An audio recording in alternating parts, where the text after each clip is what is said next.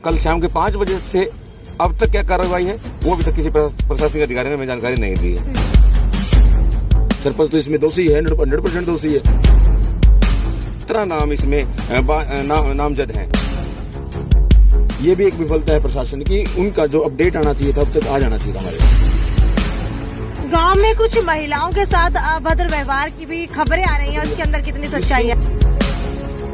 हमारा भाई की डेड बॉडी यहाँ पे रखी हुई है। आज इसको ट्रू कोर्ट किया जाएगा, तब पुलिस एक्चुअल में कोर्ट को बताएगी कि हमने इसको गिरफ्तार किया है, इसने सरेंडर किया है। तो खड़े होकर अपने न्याय की मांग कर रहे हैं और आप अपने ऑफिस में बैठ के कॉफी पी रहे हैं।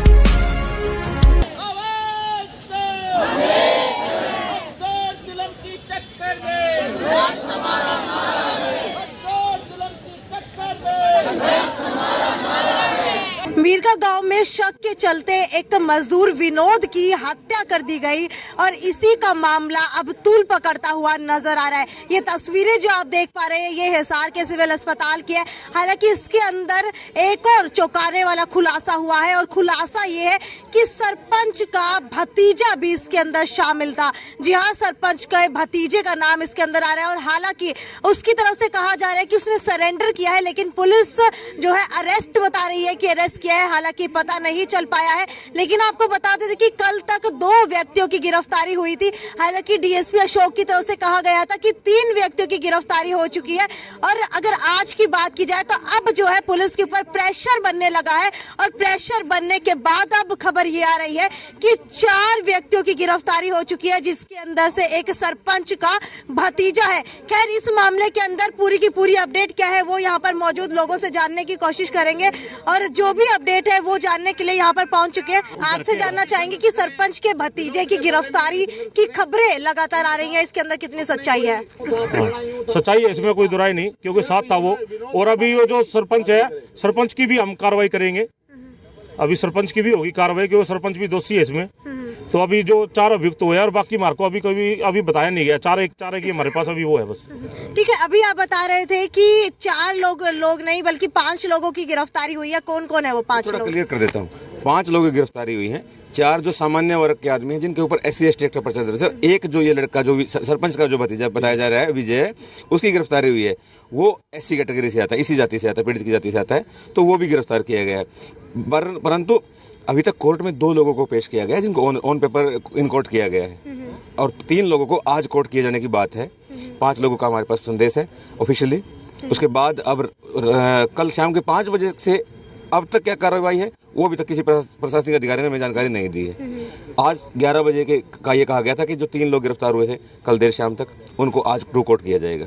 तो कुल 5 लोग हो जाएंगे, जिसमें 4 जो सामान्य वर्ग के लोग हैं और एक ये सरपंच का भतीजा है। सरपंच का इसमें जो है जो हमारी साथी जो हैं जो घायल हैं वो अभी कुछ मेडिकल कॉन्सिक्वेंसेज हैं, कुछ हद तक उन्होंने अपने बयान नोट करवा दिए हैं, कुछ नाम उन्होंने और बता दिए हैं। जैसे जैसे उनको नाम याद आते जा रहे हैं, एक सप्लीमेंट्री शुरू में जो FIR आप देख रहे हैं उसमें 7 नाम थे, क्योंकि वो बहुत डरे हुए लोग थे, बहुत मारपीट ज़्यादा हो रखी थी, वो बहुत डर में थे। तो उन्होंने शुरू की जो प्राइमरी अपने बयान दिए उसमें 7 लोगों का नाम दिया।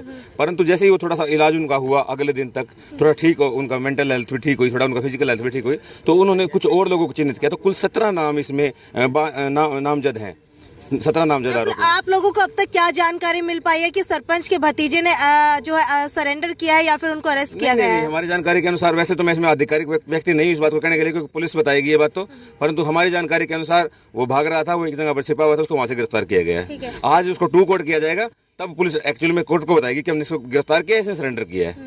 आपको क्या लगता है इसके अंदर सरपंच का कितना हाथ है? सरपंच का 100% हाथ है जी। उनकी तो एक वीडियो भी वायरल हो रखी है न्यूज में। कौन सी वीडियो वायरल हुई है? BBN पे एक बात भी बताई है कि जी मैं वहाँ पे गया था और उसके बाद में ये सारी कार्रवाई है, मतलब उसकी देखरेख में सारा काम हुआ है। सरपंच तो इसमें दोषी है, 100% दोषी है। जो इंसान सामने आके और लोगों के सामने नजरें नहीं मिला पाए, नजरें चुरा के भाज रहा है, वो तो 100% दोषी है। दूसरा, कल हम DIG साहब से मिले थे, DIG साहब ने हमें आश्वासन दिया कि भाई साहब ने जो बताया वो ठीक है, लेकिन मेरे को तो फिर भी मैंने कहा कि सर हमें तो विश्वास नहीं है। हो सकता है आज उनकी कॉल हो कि हम जाके भी देख लें कि किस आदमी को गिरफ्तार किया, उन पर हमें दिखाओ। कल 5 बजे तहसीलदार साहब को हमने बताया, हमने अपनी मांगे रखी, उसका अपडेट आना था शाम को ही, लेकिन ये भी एक विफलता है प्रशासन की, उनका जो अपडेट आना चाहिए था अब तक आ जाना चाहिए था हमारे DIG महोदय कह रहे कि हमने 75 छापेमारी करी अब तक। 75 छापे मारे, उन 75 छापों में से हमने इतने लोगों को गिरफ्तार किया गया है, सिर्फ 75। तो मैंने कहा जी इतने छापे मारने के बाद में आप इतना ही अगर आपकी 5 लोग गिरफ्तार करें तो इसका मतलब तो 15 दिन लगा दोगे। मेरे से टाइम कंफर्म करें, क्योंकि हमारा भाई की डेड बॉडी यहाँ पे रखी हुई है और हम यहाँ पे मातम बना रहे हैं, यहाँ पे खड़े होकर अपने न्याय की मांग कर रहे हैं और आप अपने ऑफिस में बैठ के कॉफी पी रहे हैं। हमें वो कॉफी से और आपकी कुर्सी से प्यार नहीं है, हमें उन लोगों 17 लोगों को गिरफ्तार करो, जब जाके हमारी संतुष्टि होगी कि हमारे भाई को न्याय मिला। और दूसरी इसमें भी एक कड़ी और भी जोड़ दी मैंने कहा कि सर ऐसा भी हो सकता है आपकी पुलिस 17 लोगों को उठा तो लेगी, लेकिन तफ्तीश में उनमें से क्या पता 10 लोगों को निकाल दे। अगर ऐसा भी हुआ तो बहुजन समाज के लोग बख्शेंगे नहीं, ये ध्यान रखना सरपंच साहब। गांव में कुछ महिलाओं के साथ अभद्र व्यवहार की भी खबरें आ रही हैं, उसके अंदर कितनी सच्चाई है? भी मैंने डीएसपी जोगिंदर शर्मा को और अपने सियान साहब को, अशोक सियान को, कल शाम को मेरी बातचीत हुई। मैंने कहा जी गांव का माहौल भी तनावपूर्ण है, वहाँ पे भी सुरक्षा अवेलेबल कराओ। बोला जी हमने भेज रखी है। मैंने कहा जी अगर 1-2 लेडीज आपस में लड़ाई करी है, 2 से 4 होगी, 4 से 10 होगी और 10 लेडीज होंगी, 10 से फिर 10 लोग होंगे, 10 आदमी आएंगे, फिर तनाव स्थिति होगी। और इसका हमें, मैं अभी भी कहना चाह रहा हूँ आपके माध्यम से कि वहाँ पे सुरक्षा कड़ी करें, ताकि गांव में देखो माहौल खराब है, ठीक है, बहुत ज्यादा माहौल खराब है। और अच्छा हुआ क्या था कि अभद्र व्यवहार किस तरीके से हो रहा था, किसकी तरफ से हो रहा था? देखो सर मैम, हुआ क्या था, जो अपोजिशन पार्टी है उनकी हुआ था कि हमारे लोग भी मारे गए, अब सभी को पकड़ाओगे क्या, फलाना करवाओगे क्या, ये करवाओगे। देखो जो अच्छी मानसिकता किसी की भी हो सकती है, कोई भी हो सकता है, वहाँ पे जाके उन लोगों से आपस में बहस करी उन लेडीज़ों ने। लेकिन मैं फिर भी कहना चाहता हूँ कि हमें उनकी बहस से मतलब नहीं, हमारा फोकस एक है, जितने भी तमाम साथी है उनसे भी एक रिक्वेस्ट है कि अपनी जो है ना गुस्सा, मतलब अपनी जो एनर्जी है ना वो सेव रखो, जो सेव करके जो एनर्जी रखी वो शासन प्रशासन पे निकालो, यहाँ पे इस मंच पे नहीं। दूसरा, ये राजनीतिक मंच नहीं है, ये सामाजिक मंच है। मैं वैसे भीम आर्मी को रिप्रेजेंट करता हूँ, भीम आर्मी का जिलाध्यक्ष प्रदीप भानखड़ हूँ मैं, और मेरी ये पूरे हरियाणा को कॉल भी है। आज मेरी सभी से बात हुई है कि पूरे हरियाणा में कल भीम आर्मी ज्ञापन देगी, हर डिस्ट्रिक्ट में देगी। दूसरा, राजस्थान के जो साथी थे हमारे, उनकी भी सुबह मेरे पास में कॉल आ गई कि भाई साहब तुम्हारी आप लोगों की मांगे क्या है, हम राजस्थान में भी कल डीसी महोदय को ज्ञापन देंगे, कम से कम 5 से 7 डिस्ट्रिक्ट में। ये रोष प्रदर्शन ये आपकी जो ये 17 सदस्य कमेटी या टीम गठित हुई है, इसके अंदर क्या कुछ फैसला लिया जाने वाला है, और ये 17 सदस्य कमेटी के अंदर कौन कौन शामिल है? इस कमेटी ने दोपहर के बाद sir, I am enough intelligent. इस कमेटी ने कल का जो निर्णय लिया था, ये लिया था कि एक जो सारे समाज से सहमति करके एक मांग पत्र जो तैयार करके ऑन पेपर डिमांड जो है तहसीलदार महोदय को दी गई थी, जो एग्जीक्यूटिव मजिस्ट्रेट है इस पूरे घटनाक्रम के लिए, जो एग्जीक्यूटिव मजिस्ट्रेट लगाए उनको दे दिया है हमने, लिखित में दे दिया है कि ये हमारी मांग है, ताकि फ्लक्चुएशन ना हो डिमांड्स में, ऑन पेपर दे दिया है। उसके बाद समिति ने निर्णय किया था समाज के कहने से, सहयोग से, कि हम अंतिम संस्कार नहीं करने जा रहे हैं। हम अंतिम संस्कार जब तक नहीं करेंगे जब तक हमें 17 लोग टू कोर्ट गिरफ्तारी के वारंट नहीं दिखाए जाएंगे, ये हमने कहा था। अब ये 2 मांगे हैं और 17 सदस्यीय कमेटी इस व्यवस्था को बनाए रखेगी। खासतौर पे जो इस कमेटी में वकील हैं वो इसके लीगल पर्सपेक्टिव देखेंगे, कानूनी इसमें क्या प्रक्रिया चल रही है। जो इसमें यूथ लीडर्स हैं वो यूथ को मैनेज करेंगे। जो इसमें हमारे सोशल लीडर्स हैं, जो जैसे आपके पीछे काका जी बैठे हैं, और सारे जो सीनियर लीडर हैं, समाज के जो सीनियर लोग हैं, वो व्यवस्था को देखेंगे। और जो युवा वर्ग स्टूडेंट लीडर यहाँ पर हैं वो समाज की सेवा करने का यहाँ काम करेंगे, समाज की चाय पानी की व्यवस्था। मैं आपसे एक महत्वपूर्ण बिंदु पे बात करना चाह रहा हूँ कि लैंड ऑर्डर की स्थिति है, सारी बातें हैं, परंतु एक जो मर्म को स्पर्श करने वाली बात है, आप मेरे पास देख पा रहे हैं, वो बच्चा यहाँ पे है, 1 साल का बच्चा है, जो यहाँ पर विनोद का जो बच्चा है, वो 1 साल का बच्चा, अब ये हम उसको बच्चे को देख नहीं पा रहे हैं। मतलब जब भी हम उसको देखते हैं तो ये सवाल पूछ रहा है कि भाई मेरे बाप को किसने मारा। इसको अपना फादर का चेहरा याद नहीं रहेगा, ये बड़ा भी होना है, और ये क्या सोच करके बड़ा होगा कि फलां जाति के लोगों ने तेरे बाप को मार दिया था। ये विचारधारा लेकर पैदा होगा।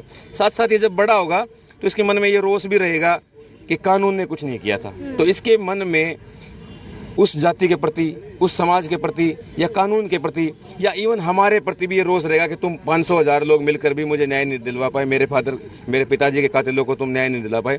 ये बहू भी है, ये बहू भी इस उम्र में विधवा हुई है, इसका भी सारा जीवन इसके सामने पड़ा है। चलिए मान लीजिए दोषियों को 2 दिन लग जाते, परंतु प्रशासन अगर संवेदना दिखाता, जिले की मुख्यालय की जो हमारे अधिकारी हैं, डीसी महिला है, वो आके कहती बेटी इस दुख की घड़ी में आरोपियों को पकड़ने के लिए तो एसपी को मैं बोल रही हूँ, साथ साथ जो रेमेडियल प्रोसेस है, परिवार को बसाने के जो प्रोसेस है, आर्थिक सहायता की बात हो सकती थी, नौकरी की बात हो सकती थी, इस बच्चे का स्वास्थ्य बिगड़ा हुआ है, इस बहू को दौरे आ रहे हैं बार बार, उसके बारे में कोई बात ही नहीं हो रही है। तो जो संवेदनहीनता जो प्रशासन दिखा रहा है, मेरी आपसे, आपके चैनल से अपील भी है, समाज के जितने लोग आपके चैनल को देख रहे हैं उनसे भी अपील है कि बात के मर्म को समझे। आज एक हत्या है, एक हत्या नहीं है, एक पूरा परिवार का, एक कमाने वाला आदमी गया है, एक बच्चा छोड़ के गया है, एक अपनी वाइफ छोड़ के गया है, उनका पूरा जीवन भी छोड़ के गया है। तो इस बच्चे को हम क्या शिक्षा देंगे, क्या कहेंगे कि 17 लोगों ने मिलकर तेरे बाप को मार दिया था, या तो ये उन 17 लोगों को बाद में मारेगा या वो 17 लोग बाद में इसको मार देंगे। तो इस प्रकार का ताना बाना जो समाज का जो खराब हो रहा है, सरकार जो इस ताना बाने को खराब कर भी रही है, क्योंकि न्याय में देरी होगी तो आक्रोश बढ़ेगा, आक्रोश बढ़ेगा तो ये जातिवाद का रूप भी लेगा। बिल्कुल, आपको बता देते कि मीरका गांव के अंदर जातीय तनाव अब बढ़ने लगा है। हालांकि पुलिस के ऊपर प्रेशर बनने लगा है और परिवार की तरफ से कहा जा रहा है कि जब तक अंतिम संस्कार नहीं करेंगे तब तक 17 सदस्यीय कमेटी इसको हैंडल करेगी, और जब तक पुलिस जो है लगातार उन आरोपियों को पकड़ करके गिरफ्तार के वारंट नहीं दिखाती है तब तक अंतिम संस्कार नहीं किया जाएगा। हालांकि 3 दिन हो चुके हैं, ये परिवार वाले ऐसे ही बैठे हैं सिविल अस्पताल के अंदर, और सिर्फ हरियाणा ही नहीं बल्कि अब तो बातें आ रही हैं कि राजस्थान तक भी ये मामला फैलने लगा है। खैर, अब आगे देखने वाली बात यह है कि क्या कुछ इस मामले के अंदर बड़ा होने वाला है, और दोपहर बाद पता चलेगा कि 17 सदस्यीय कमेटी की तरफ से क्या फैसला लिया गया है। खैर, ये तो यहीं तक की खबर थी। ज्यादा से ज्यादा शेयर करते रहिए। मीरका गांव से जुड़ी हुई आपको सारी अप टू डेट देते रहेंगे। नमस्कार।